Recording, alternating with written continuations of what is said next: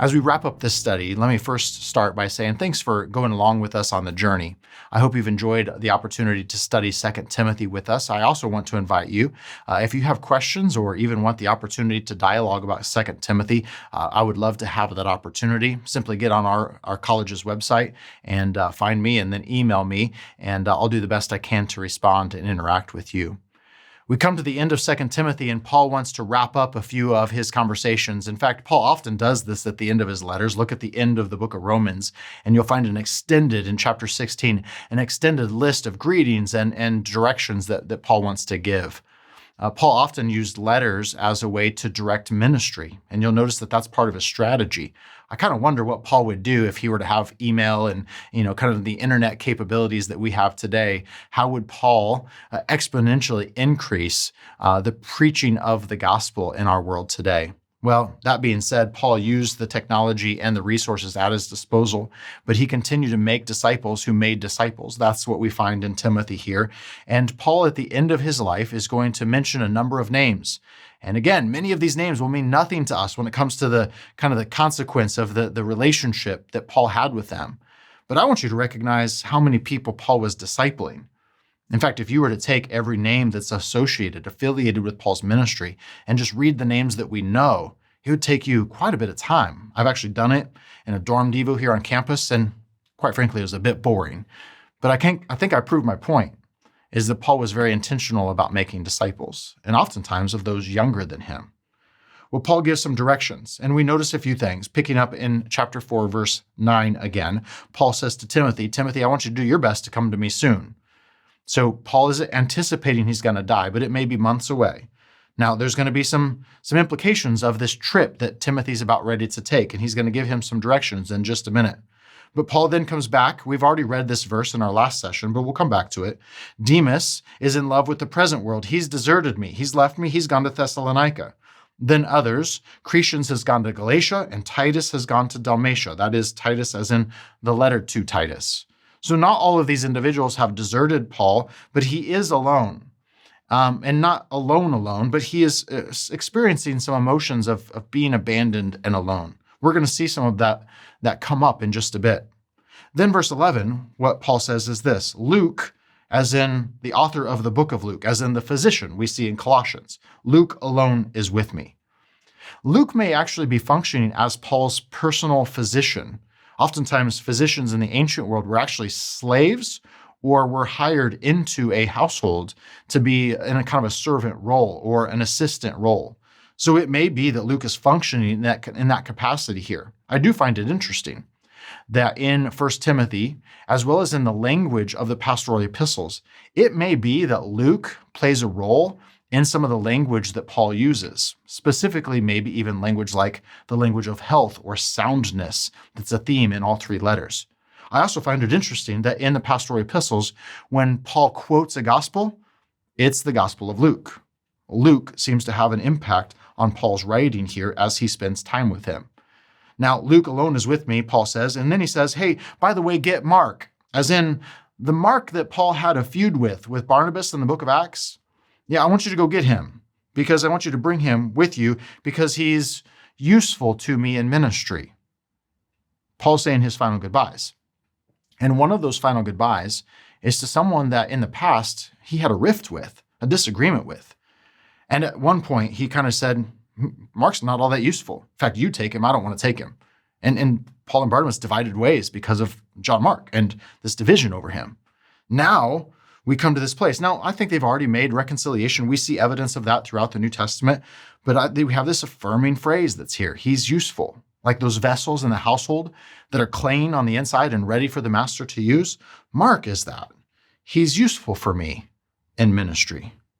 Paul here, like Jesus, is bringing people back around and reconciling relationships and adding value into their life. Then Paul says, verse 12, Tychicus I've sent to Ephesus, possibly even with this letter, by the way. Verse 13, when you come, Timothy, here's what I want you to do. Now Paul gives Timothy some instructions. I want you to bring the cloak, the coat that I left with Carpus at Troas. And I also want you to bring the books, and above all, the parchments. Now, I wish I knew what these were, and scholars speculate on this all the time. But the reality is we don't know. Maybe they were books that Paul had that proved his citizenship. Maybe he needed them for his trial. Maybe they were copies of letters that he had received and letters that he had sent. I don't know, maybe there's a collection of what we would call the New Testament that Paul had collected. The reality is we don't know. But I could probably make like a great movie after this. Couldn't you like see like a National Treasure movie where they find the lost parchments of Paul? We just won't know.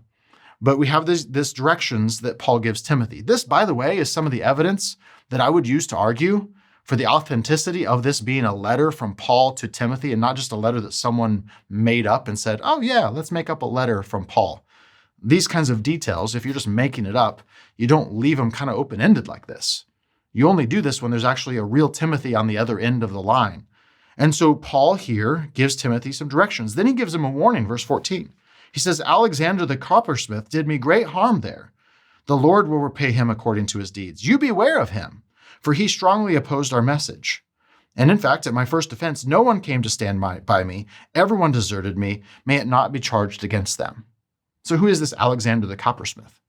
Well, the reality is the name Alexander, it's a pretty common name. I mean, my name's Jim, and I kind of know in a crowd, like there's a pretty good chance there's another James or Jim or Jimmy in the crowd. Now, the name Alexander in the world of Alexander the Great was a really common name. So we don't know necessarily who this is, if it's any way associated with some of the other Alexanders in Scripture. But the language here, Alexander did me great harm, does lead some scholars to believe that Alexander is part of the reason Paul has been arrested, possibly in Troas, possibly leaving his cloak and his books and his parchment behind there in Troas, needing Timothy then to go back along that route to collect his things and to bring them to him in Rome. That little phrase, did me much harm, is sometimes used in a legal sense of someone who causes an allegation or a legal issue to come up.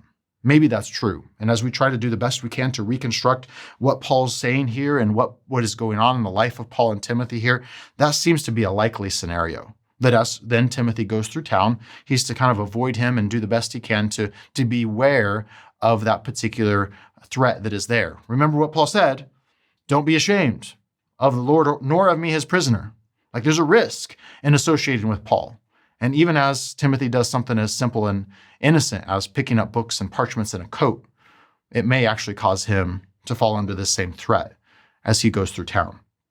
So Paul says this, here I am, I've gone through my first offense in my trial, and no one came to stand by me.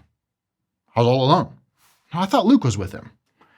No, I want you to hear that we have here language that is sometimes language, like we see in the book of Psalms, language of emotion and experience, not necessarily language that is literal history when it comes to, is there anyone at all? Paul has already said, everyone in Asia has abandoned me or deserted me. What does that mean, everybody? No, I mean, it might mean everyone from Asia who's in Rome, or it might be this experience that Paul has. Everyone has deserted me. By the way, you may have picked up on it already. There's actually a soundtrack to the closing of 2 Timothy. There's a sound, kind of like the closing credits of a movie, a tune that's beginning to play. And Paul's intentionally using some lyrics from a familiar song as he says goodbye and as he wraps up these final words. You may not pick up on them, but in the context that Paul's writing into, they were pretty common. You might recognize them if I started this way. My God, why have you forsaken me? Psalm 22 was on the lips of Jesus on the cross. It was part of his experience of what he was experiencing as the disciples deserted him and abandoned him. And there he found himself surrounded by enemies, all alone. Now, was he alone? No, John was there and some of the women were there. But the experience was being deserted and abandoned. And even the experience of being abandoned by God the Father. My God, why have you deserted me? Why have you forsaken me? Now, did God abandon Jesus? No, that's actually not what the psalm says. The psalm says, this is what my experience is as a human experience. And yet the psalm in Psalm 22, notice if you actually look at the lyrics, pivots to an expression of faith, a resilient faith, a convictional faith that says, nevertheless, God, I believe you're there. And I'm going to proclaim your name among the nations, even though an enemy surrounds me. That's the lyrics that Paul now has as he comes to the end of his life, similar to the end of Jesus's life. So we have lyrics like this, that I'm abandoned, I'm all alone. And in fact, we have other echoes that come into this moment as well. You hear the words. Remember what Paul says? Notice what he says in verse 16. May it not be charged against them. Do you hear the echoes? They're kind of eerie, to be honest. Jesus is on the cross, and he cries out, Father, forgive them, for they don't know what they're doing. But then you flash forward just a bit, and there's a man named Stephen who's preaching the word. And there's a young man, 30 years or so previous, who's standing over the proceedings. His name is Saul. We know him better as this Paul. And Stephen is about ready to be stoned, and as he is coming to the end of his life, he cries out, forgive them. Paul has experienced forgiveness, both through Jesus and through Stephen.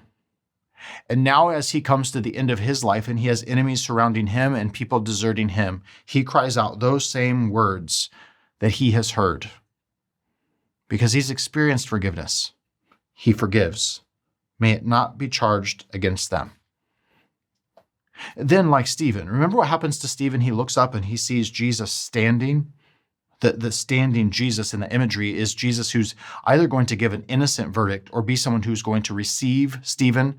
So Jesus is standing as the judge over that proceeding, even though Paul or Saul looks like he's the judge over the proceeding. That's the imagery there. The same imagery is used here in verse 17. The Lord stood by me and strengthened me. The Lord stood by and strengthened me. This is also out of Psalm 22, that even when it feels like I'm deserted, like the enemies surround me, it is the Lord who stands by me, the Lord who empowers me. Notice that word power. We said it never comes from ourselves. It always comes from outside of us. It is the Lord who stood by me and strengthened me, so that through me, the message might be fully proclaimed, and all the Gentiles might hear it. So I was rescued out of the lion's mouth. Paul, when he first encountered Jesus, was told that he was going to be someone who proclaimed this message to the Gentiles. Now Paul says, I've done it. I fulfilled my ministry. I've crossed the finish line to the very last drop. And Paul says, I was rescued. And again, we have to ask this question, rescued from suffering? No, it's not rescued from suffering as in around it. It's rescued through suffering. It's Daniel being rescued out of the lion's den. It's Jesus coming out of the empty tomb. Paul says, I'm rescued from the lion's mouth, but it's through this suffering that he has experienced that we also need to recognize that we too will go through suffering, but we will have this promise that he'll bring us through and he'll bring us out of it. It's again, echoes of Psalm 22, this promise. My God, why have you forsaken me? And yet you won't forsake me. You won't abandon me. And I will proclaim your name among the nations. So verse 18, the Lord will rescue me from every evil deed, and he will bring me safely into his kingdom. To him be glory forever and ever. Amen. Remember how Paul started this letter about suffering? This letter that has a rich theology of how to suffer. Paul started with thanksgiving, and he ends with worship. Maybe that's a little bit of how we should approach suffering. With our eyes lifted to heaven, to give thanks to the one who is able, and to worship the one who is faithful. Paul then closes out his words with some final greetings. Greet Prisca and Aquila. These are names often affiliated, by the way, with Ephesus, as well as the household of Onesiphorus. Remember Onesiphorus? He's the one who came and refreshed Paul in prison, and we don't know what happened to Onesiphorus. So now we have a greeting that goes back to his household. Maybe Onesiphorus is dead. Maybe he's missing. Maybe we just don't know. Maybe he's back home. But we have this greeting to his household. Erastus remained at Corinth, and I left Trophimus, who is ill, at Miletus. Timothy, you do your best to come before winter. After all, I need that coat. Eubulus sends greetings, as do Pudens and Linus and Claudia. Interestingly enough, some of these names are Latin in their etymology. Paul's making converts even to the very end of bringing those who are Gentiles to faith in Christ. Then finally, verse 22, Paul's final words. The Lord be with your spirit. And then he says, grace be to you. And so let me just close our time together, our series together, with some of these same words. I can send greetings out, and I'm so grateful for so many of the names who have had an impact on the kingdom. And I could list names for you, but let me just say thank you to you and send you this greeting. Grace be to you.